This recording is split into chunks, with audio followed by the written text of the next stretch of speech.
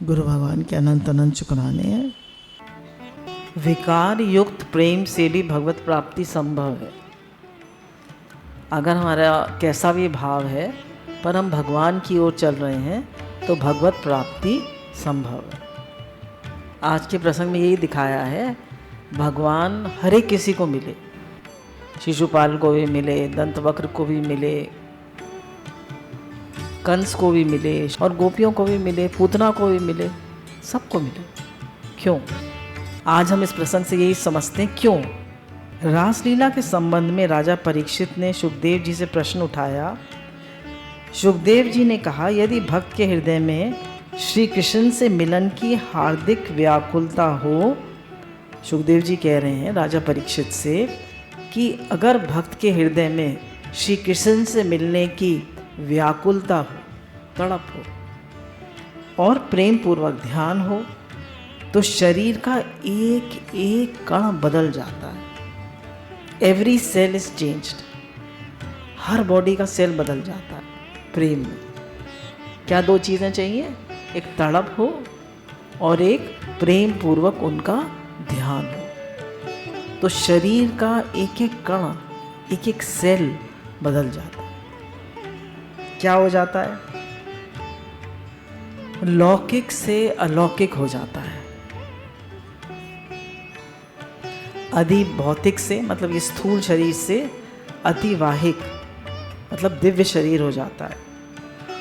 उसके उपभोग्य शरीर प्राप्त व उनकी लीला में प्रविष्ट हो जाता है। कह रहे हैं उनके लायक शरीर प्राप्त करके वो उनकी लीला में प्रवेश कर जाता है। भगवान के प्रेम पूर्वक ध्यान में बड़ी शक्ति है। कह रहे हैं भगवान के नाम में, भगवान के प्रेम पूर्वक ध्यान में, भगवान के लिए तड़प होने में, सब में बड़ी भारी शक्ति।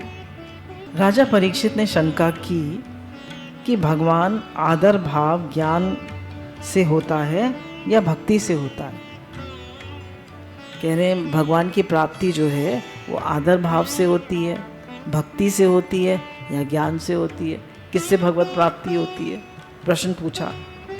गोपियों को न तो ज्ञान था, न ईश्वर की जैसी भक्ति थी, न ऐश्वर्य पूर्वक ज्ञान था। उन्हें कुछ भी नहीं था। गोपियों को न भक्ति थी, न ज्ञान था और न ईश्वर को पहचानती थी। गोपियों के ईश्वर हैं, उल्टे उनको अपना यार समझती थी। कृष्ण तो हमारे मित्र हैं।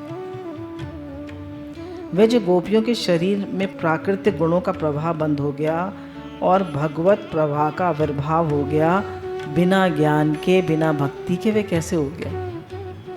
कह रहे जो उनके प्राकृतिक गुण थे। प्राकृतिक गुण क्या है?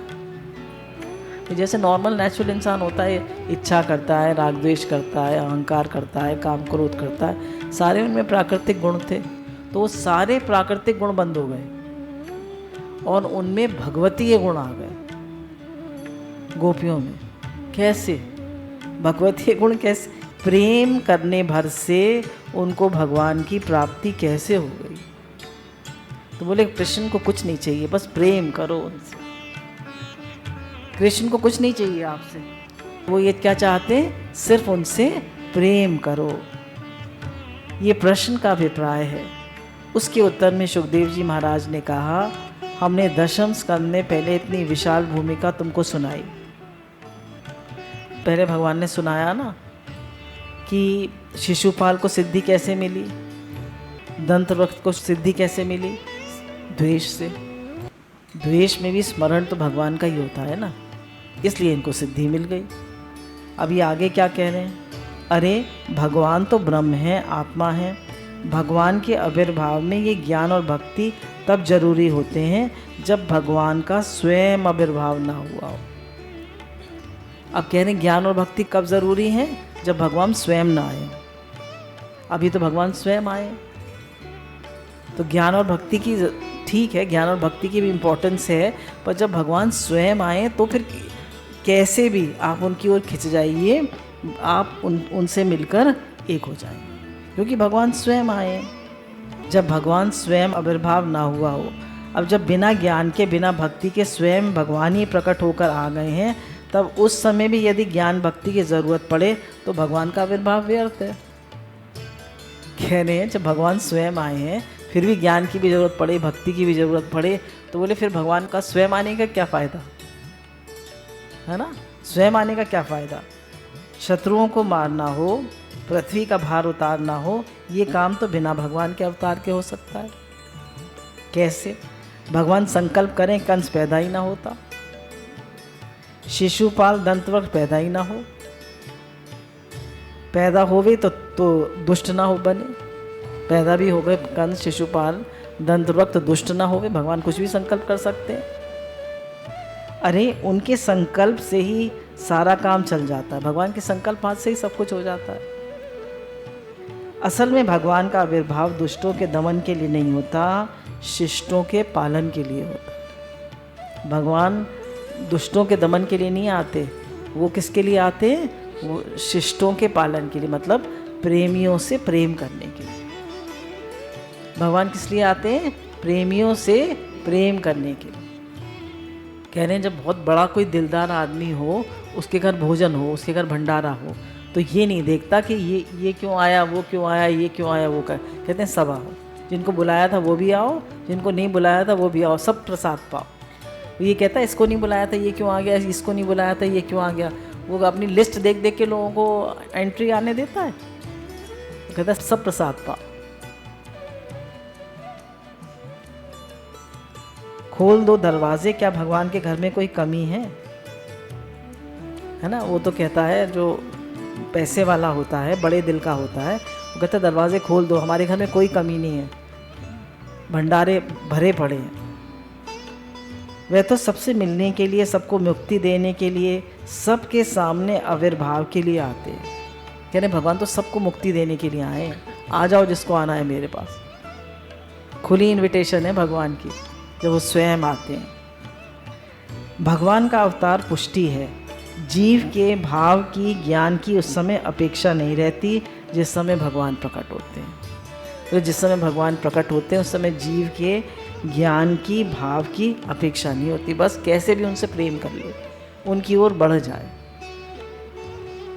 बोले भगवान से कोई द्वेष करे तो कैसे पार हो जाता है? बोले कल हमने पिछली बार सुनाया था, पिता को एक बच्चा जाके प्रणाम करता है, पिता गोदी में बिठा लेते हैं। एक भाग कर जाता है, पिता की मूंछ पकड़ लेता है, तो उसको पिता धक्का दे देते हैं, उसको भी गोदी में बिठा लेते हैं। क्यों? क्योंकि पिता है। मुनि लोग ध्यान करते हैं शिशुपाल द्वेष, किंतु वहीं पहुंच गए। क्यों पहुंच गया? अरे बाबा, राग से स्मरण करो कि द्वेष से स्मरण करो, प्रेम से दौड़ कर आओ कि द्वेष से दौड़ कर आओ, आते हो भगवान की गोद में। कह रहे प्रेम से आओ चाहे द्वेष से आओ, आते तो भगवान की गोद में ही हो, कैसे भी आओ। भगवान तो देखते हैं कि हमारा बच्चा बहुत देर के बाद खेल कर, घूम कर, भटक कर, रो कर, गा कर, कैसे भी हमारी गोद में आया। तो वे ये नहीं देखते कहाँ से आया, कैसे आया, कैसे भी आया, उसको पराया समझते ही नहीं, अपना आया ही समझते हैं, अपना ही समझते हैं। कैसे भी आया, आया तो मेरे पास भगवान बस, क्योंकि वो है ही भगवान का रूप। ईश्वरंश जीव अविनाशी, चेतन अमल सहज सुख राशि, तो भगवान उसको गले से लगा देते। हम लायक थे भगवान से मिलने के, हैं? पहले तो गुरु ने कृपा करी, गुरु ने ना हमारे कर्म देखे, ना हमारा स्वभाव देखा, ना हमारे बदकर्म देखे, सीने से लगाया। और इसी प्रकार उन्होंने कहा रास्ते से उठाकर कन्हैया तुमने दिल से लगाया। द्विषन्नपि ऋषिकेशम का अर्थ बल्बाचार्य महाराज ने बताया कि ये मत समझना कंस ने भगवान से भय किया था, शिशुपाल ने द्वेष किया था, तो वे भय करने से या द्वेष करने में स्वतंत्र थे। बोला चाहे शिशुपाल था चाहे कंस था, ये द्वेष करने में स्वतंत्र नहीं थे। क्यों स्वतंत्र नहीं थे? बोला इनको द्वेष की प्रेरणा देने वाला कौन था, इनको गाली की प्रेरणा देने वाला कौन था? बोला वही गाली की प्रेरणा देने वाले और वही गाली सुनने वाले। तो उन्हें गाली बुरी क्यों लगेगी? तो यही कह रहे हैं कि वही अंतःकरण को प्रेरणा देने वाले, वही इंद्रियों को प्रेरणा देने वाले, वही स्वामी, वही अंतर्यामी, वही गाली दिलवा रहे हैं, वही गाली सुन रहे हैं। अब गाली की वजह से नहीं मिलेंगे तो कैसे भगवान? बोले गाली की वजह से नहीं मिलेंगे तो कैसे भगवान? गाली भगवत प्राप्ति में प्रतिबंधक नहीं हो सकती, वही तो दिलवा रहे हैं अपने लिए, वही तो लीला करवा रहे हैं। अब रोल में है ना, एक जना रावण बना है, एक जना राम बना है, एक जना कंस बना है, एक जना श्री कृष्ण बना है। अब खूब लड़ाई हो रही है ना, पर फिर बाद में जब वो एक्टिंग ख़त्म हो जाती है तो कहते हैं चलो अब चाय पीते हैं, साथ में बैठ के खाना खा रहे हैं, एक्टिंग ख़त्म हो गई। कह रहे ये तो भगवान की लीला है। नारायण अब देखो, मधुसूदन सरस्वती दूसरे ढंग से लिया है। उन्होंने कहा है तो प्रेम से मिले कि द्वेष से मिले, जब मिलेगा तो वही मिलेगा। अब बार बार बता रहे हैं, चाहे प्रेम से मिले चाहे द्वेष से मिले वही मिलेगा। चाहे भगवान से द्वेष करो चाहे प्रेम करो, ध्यान तो वहाँ लगा रहता है ना। तो फिर तो बोले फिर प्रेमी द्वेषी में कोई फ़र्क ही नहीं हुआ। तो क्या हुआ? जो प्रेम करेगा सो ज़िंदगी भर खुश रहेगा, जो प्रेम करेगा सो ज़िंदगी भर खुश रहेगा और मरने के बाद उसको प्राप्त करेगा। और जो द्वेष करेगा वो जीवन भर जलेगा, दुश्मनी करेगा, दुखी रहेगा, घुलता रहेगा और मर जाएगा तो वो मिलेगा, मर जाएगा तो वो मिलेगा, कृष्ण जी मिलेंगे, पर जीवन भर तो घुला, जीवन भर तो दुखी रहा। शिशुपाल की ज्योति समा गई, लेकिन शिशुपाल जब तक जिंदा रहा तब तक हाथ पांव पटकता रहा, दांत पीसता रहा, चेहरा लाल करता रहा। मार डालेंगे इस ग्वाले को, जिंदा रहते द्वेष में रहा।